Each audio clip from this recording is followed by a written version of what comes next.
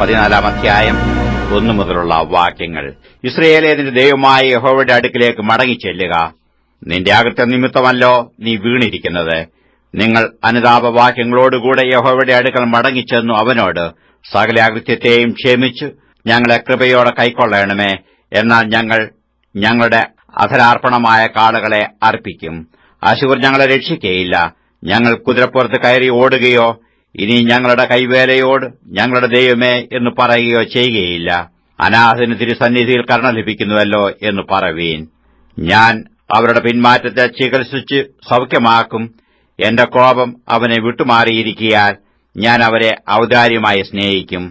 ഞാൻ യിസ്രായേലിന് മഞ്ഞുപോലെയിരിക്കും. അവൻ താമര പോലെ പൂത്തു ലെബാനോൻ വനം പോലെ വേരൂന്നും. അവന്റെ കൊമ്പുകൾ പടരും. അവന്റെ ഭംഗി ഒലിവ് വൃക്ഷത്തിന് ഭംഗി പോലെയും അവന്റെ വാസന ലെബാനോന്റേതുപോലെയും ഇരിക്കും.